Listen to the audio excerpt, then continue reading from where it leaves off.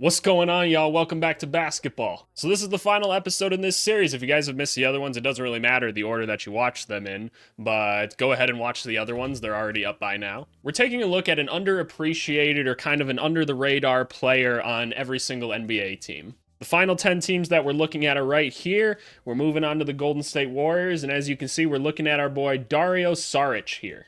Dario Saric came in kind of at the end of the process for the Sixers, where he was kind of another one of those pieces that just kind of came in and was like, ooh, this is an interesting player. He's a good passer. He's a solid rebounder. He's got good size. He's a good shooter, which was really interesting around Joel Embiid at the time. And now he finds himself, after coming off an injury where he didn't play very much, he's got a role with the Golden State Warriors. It was a brilliant pickup by them at the time because they needed more size.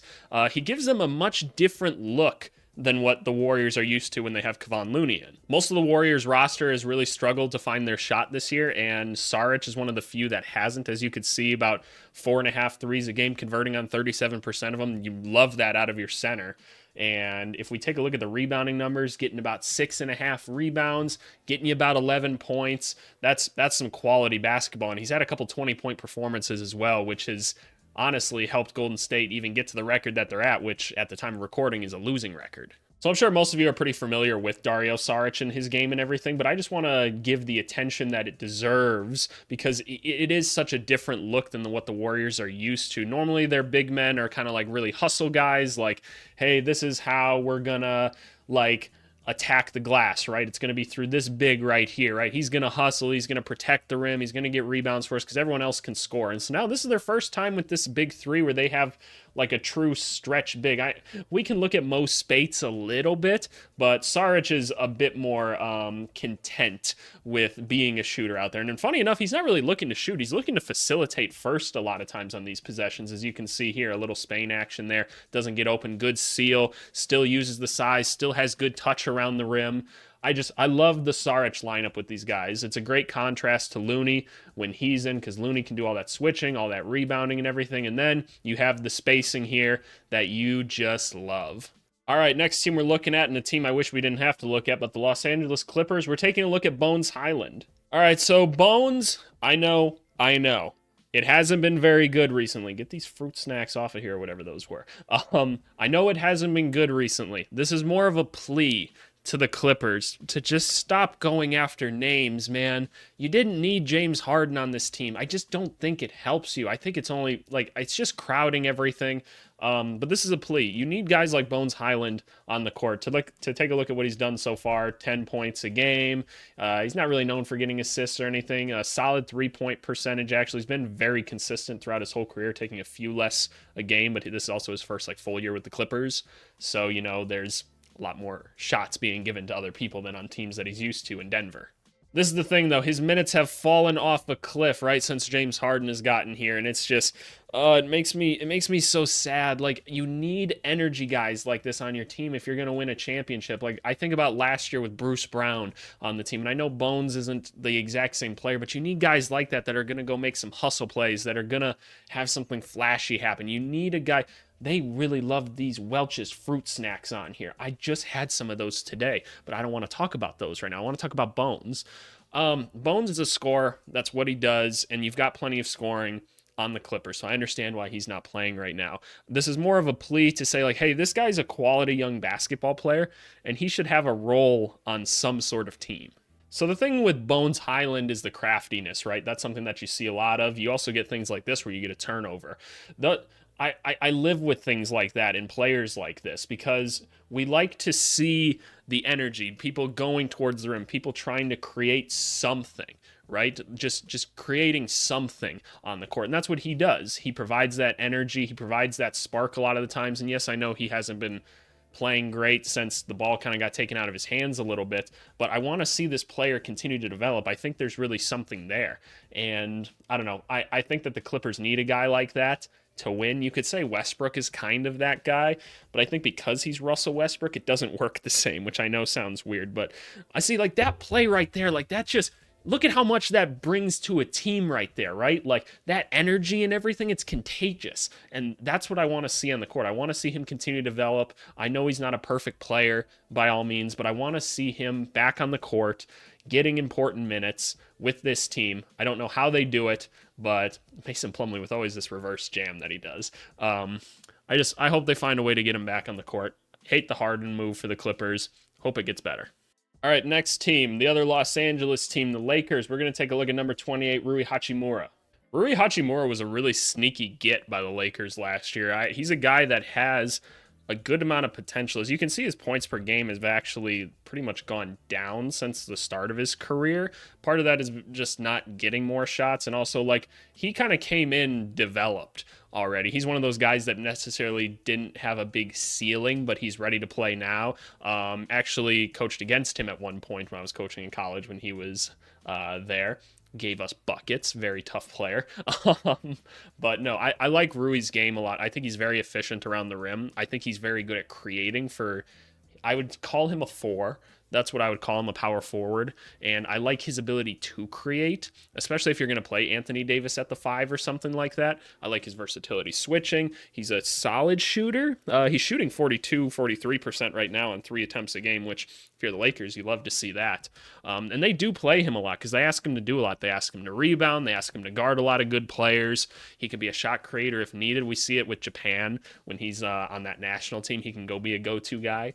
In that sense, I'd be curious if he got more shot attempts on a bad team, actually, where Hachimura would like end up scoring wise. Ugh, some of these courts are so nasty, man. I just can't. Like this court's bad. But yeah, looking at Hachimura and stuff and what he does, a lot of it on offense is honestly working out of this left corner. He loves going to this left corner. You see the things here. He can go to the back down a lot because he's a bigger, stronger body. He does have that fadeaway. Likes to go left a lot on those early dribbles. He wants to get to the left side of the court, which is actually something I like to do as well. I'm a right-handed player, but I dribble better with my left. So it's kind of interesting. I like to operate from that side a little bit more as well. But he's just such an under-control basketball player, which I think any contending team would want a guy like Hachimura on the team. But yeah, look at this. Can get up and play too. He plays off 2 feet a lot, which is a boring thing that players hate hearing, but it is more effective. When you play off 2 feet, you're a lot more controlled. You can kind of get the defender where you want to get him so that you can get the ball up on the rim. I just like his game a lot. He's so smooth, and that's why I say, like, I'd be so curious to see him on a bad team. I feel like there's more in there still that we could see, and he's such a good ISO player. He's kind of like a poor DeMar DeRozan. Next team we got here is the Phoenix Suns, and the player we're going to be looking at is Yuta Watanabe.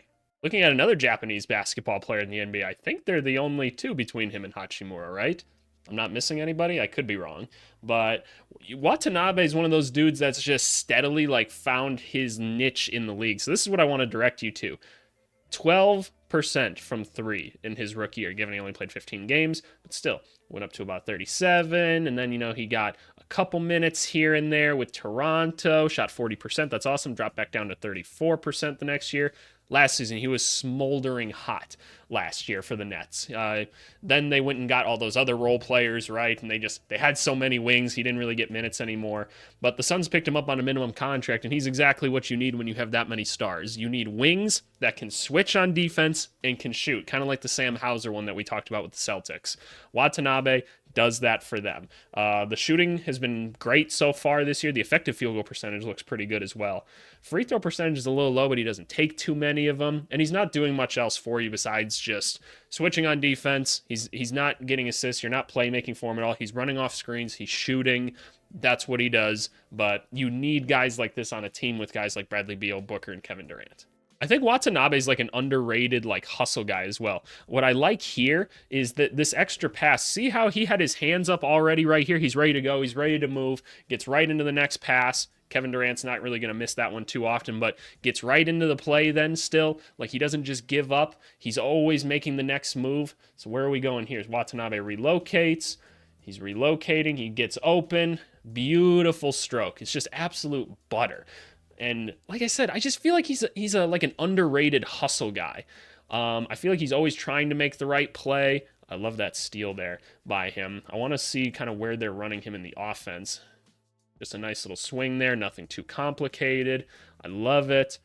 I like seeing shooters play. That's something I did when I was a player development coach in the league is work a lot with the shooters. So he gets right into it. Yeah, I mean, that's kind of a lame assist at the end of the day because Durant's just going to make those shots.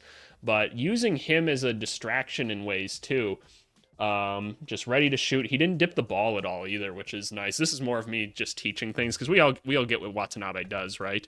But seeing that he's just like ready to shoot, and when he does shoot, he doesn't bring the ball down at all. See how he just like slid it over like this and got it up right away? I even did it with the left hand just to show y'all. Alrighty, on to the Sacramento Kings, and the player we're looking at is Trey Lyles. So for those of you newer to the channel, and I know the channel hasn't existed very long, but I do bring this up a little bit, Trey Lyles is the ultimate 78 overall in 2K. He does everything just above average, and I love it. 10.5 points a game. He's only played in 2 games so far this year, but like take it for what it is. He's very consistent throughout his career. He's getting you about 10.5 points right now, 7.5 rebounds. He actually can play make and steal and stuff. Like you see he gets a couple assists here and there off the bench. He does everything very solid. His 3-point percentage is pretty consistent throughout his career. It's usually above 35%. He's not taking too many, but he does like everything pretty well. And I remember when he was in college and he was at Kentucky, he was playing with Cauley Stein and like Karl Anthony Towns, so he had to play the 3, and we all knew he was going to be more of a big in the league, but he's just steadily stayed around the league by just being everybody's backup power forward who just does things well, right? He goes and gets you almost 10 points. He's very efficient in how he does it, doesn't make a ton of mistakes. I love Trey Lyles. He's one of those dudes that you don't realize can do stuff like this, like go off the dribble, because like in college, that was kind of what he was asked to do, is he had to go off the dribble a little bit more. He's playing good defense here. He sees everywhere he needs to be. He's one of those guys that if he's not on your team, you completely forget he's even in the NBA. Yet he's always around making the right play. And if he's on your team, you probably appreciate what Trey Lyles does. Where is he going here? Looks like he's just spacing for this one. Nice, just easy plays. That's what he's out there to do. Just keep the game flowing, and we need to appreciate guys like this, guys that just go out there and just make the game easier. Nice, no mistake. These are highlights from last year with Trey Lyles, because like I said, he's only played in 2 games this year. But Kings fans know, Utah Jazz fans know, Denver Nuggets fans know, he's just out there making correct plays and helping the team win. All right, we're on to the Dallas Mavericks, and we're talking about the rookie Dereck Lively now. If you guys have watched my my rookie vid where I'm rating all the rookies, Dereck Lively was one of the highest ones that I rated. He ended up in the perfect spot. They needed a run, jump, and dunk, defensive-minded center, and they got it, and he does exactly what he's supposed to do. I know I talk about players a lot like this, of these centers that just know how to do their role. They're my favorite type of center. Dereck Lively has been the starter for the team most of the year, except for one game, which I'm guessing maybe that was the rookie game or his first game. That's kind of my guess. But getting you 8 points right now, almost 8 rebounds, getting you a block for a rookie, that's awesome. He's shooting 70%. I'm guessing that leads the league. No, I guess it would say if it led the league. Somebody else probably is up there. I wonder if it's like a Jalen Duren or a Mark Williams or something. But that's where I see Dereck Lively. When you have all these playmakers around him, he's the perfect player. He just has a ton of energy. He's around the rim all the time. He's not doing anything excessive at any points. He's just playing off the good players that they have there in Dallas, right? Just go give me that. Jordan Poole, why would you even try that stupid shit, right? I'm going to guess that he's going to fly in here afterwards now, give the ball up to him, maybe. Nope. Okay, that's just a Luka finish, and they extended the clip. But he's constantly, like, crashing the glass. He's running the floor, doing the right things. Just playing off of the play of Luka and Kyrie, right? Because that's the kind of player that they needed. And they just needed some size and someone that could shoot, set good screens, crash, get some rebounds. Appreciate centers that you have like this. Not all of them are going to be the Jokic's and Embiid's, but guys that just know where to be like that, can play the dunker spot correctly, read which way the guard is going, make a play. We love it. Can we see one more like jam out of him or something? Give him the basketball. Give him the basketball. There we go. Jam. Oh, and he's so athletic. I love it. All right, we're on the Houston Rockets. They've got kind of a weird website set up, but we're looking at AP, Alperen Sengun. I don't even know if I can call this like an underrated player, but here's the thing. Like, I think I know how good he is, and he surprised me the other day when I was looking at his numbers. Did y'all realize that Şengün was getting 20 a game? If you're not a Rockets fan and you knew that, you can let me know, because I didn't know that. I knew he was having a good season. He leads the Rockets in scoring this year. His effective field goal percentage is great. He's getting you 9 rebounds a game. What are the assist numbers at? Almost 6 assists a game. He's basically Domantas Sabonis already. Like, that's incredible. Okay, so one of the things I want to talk about with Şengün too, why is he like sneaky athletic? Like, I had a discussion with this with some of my boys the other day, and if you guys follow the channel, you've heard me talk about this. I didn't know, like, I don't know why I don't think he's athletic still. Is it because he's like foreign and white? Is that why? Is that why I'm thinking that? Because like even when I see him like take a step to jump, like it doesn't look like he's like really looking to explode, and then all of a sudden he's putting someone in the rim. I don't know. It feels like his dorsal flexion's like a little bit like off or something, but man, like his shooting stroke is quick too. It's got great arc. What a phenomenal pickup he's been. But yeah, you've got a center here that can get to the rim, that can play make out of the middle, that can rebound for you. His shooting numbers aren't great right now. He's shooting about 32%. But like, you don't get everything, right? If he was hitting the three too, he might as well be baby Jokic, right? But like, look at these post moves, like very solid, very refined. If you can start as the Rockets now having an actual offense that's running through Şengün at the rim, not at the rim, but in the middle of the court, with all the other like scorers and athletes that you can have cutting through and spacing for him, you can have a nice little thing going here. Like, look at those fakes, man. That's the eyebrow fake right there. You go up and look up like you're really going up like this, step through. They jump every time, man, especially when they see a guy that looks like Şengün that doesn't look like he's going to do much at the rim. But, man, he's got a sneaky, crazy highlight reel behind him. Great pass. Shout out Dillon Brooks there. Dillon Brooks is actually playing very well this year, which is actually a bit surprising to me. But, hey, you love effort, guys, at the end of the day. But no, Şengün, phenomenal. Next up, we have the struggling Memphis Grizzlies, and we're going to look at Santi Aldama. Now, y'all can't trick me with this foreign big. I know y'all didn't know Santi Aldama was playing that well. I bet you didn't realize he was playing well last year, too. Santi Aldama is someone I kind of recognized a bit when he first came into the league a couple years ago. I saw him playing preseason. I was like, wow, this guy's going to be a pretty solid player. I liked him enough to where I put him on my taxi squad in my fantasy basketball league, and I nicknamed him the Future because I was like, I promise y'all this guy's going to be something. And they were like, who is this guy?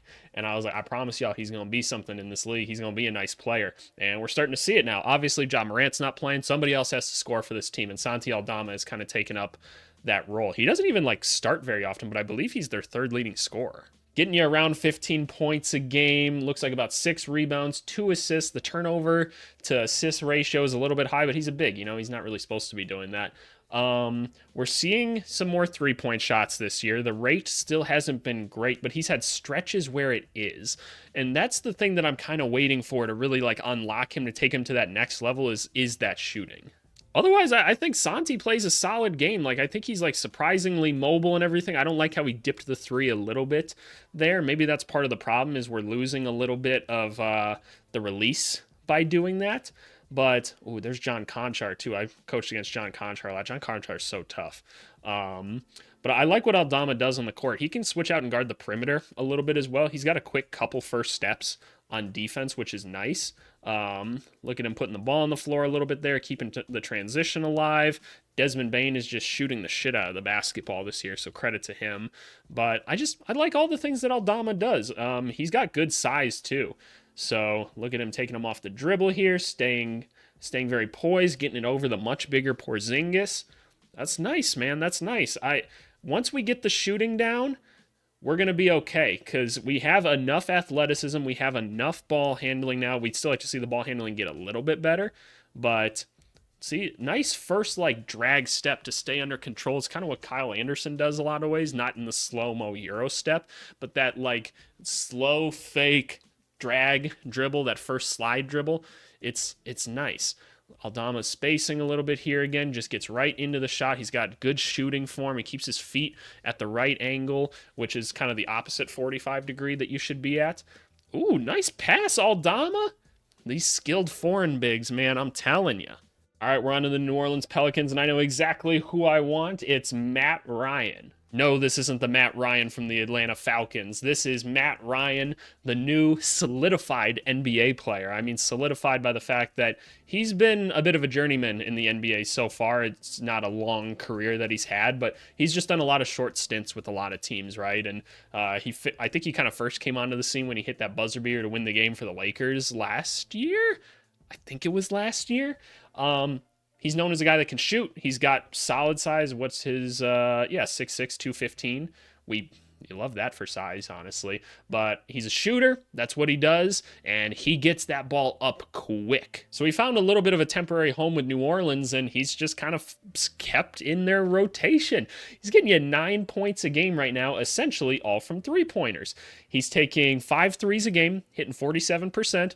That's how you get to about 9 points right there. He's not doing much else on the court. But this is, again, the Sam Hauser conversation, right?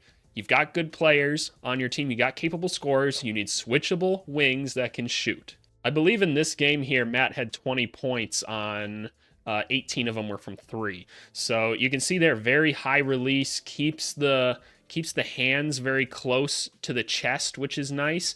Oh man, it's so upright too. He jumps very upright. He doesn't fade or anything like that.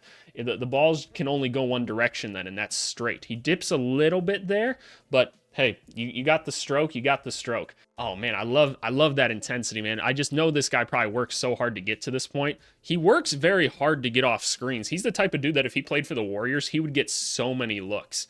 Like, he plays a lot like Klay Thompson. I'm guessing he watched a lot of film of Klay Thompson because they look and play eerily similar.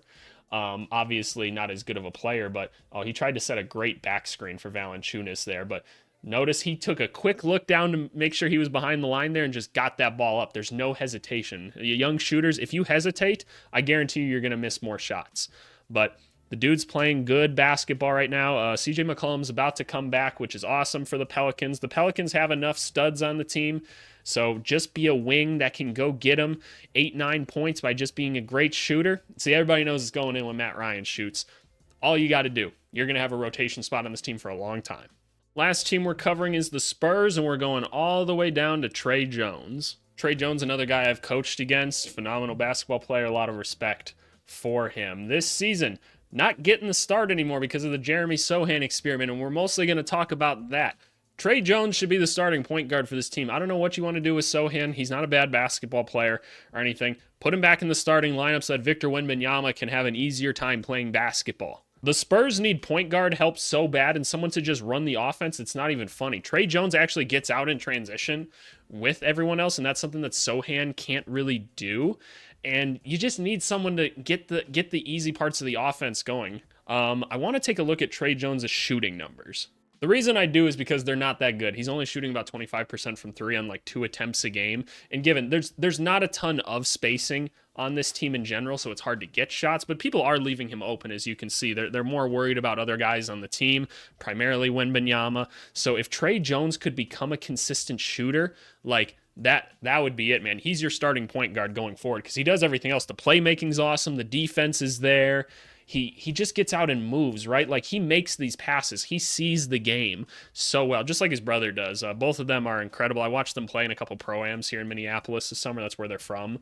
But see how he just, like, gets the offense going? And the Spurs, like, young teams like this just need those easy buckets from, like, something in transition. This is where you see him thrive. Get that early outlet pass to your young guys that can go and run. It's awesome. I love guys like that. This is a plea to Popovich to please just let him play the point guard. I don't know if you want to move Sochan to the 4 because I like having Wembanyama at the 4. I didn't think I did, but I like having Collins be the 5 and Wemby play more off ball. Oh, I love this dunk. Ugh. See, he just gets out and causes things early. But you got to find a way to put Tre Jones back in. You got to find a way somehow. And that's going to do it for my underappreciated players series. Thank you guys for sticking around for these and everything. Hopefully showing them some love and everything. Let me know who I missed, man, because I'm sure I missed somebody. I know I didn't go into the most in-depth things with everybody, but sometimes just as a coach, like, it just is like the little effort things that you want to see or something, or just seeing that guys are in the right place a lot of the time. Or maybe it's just something where I'm like, this guy should be on the court more just because I think he fits better with what they need, right? But seriously, appreciate you guys for watching. Appreciate all the love I've been getting. And yeah, let me know what else you guys want to see. We'll see y'all next time. Bye.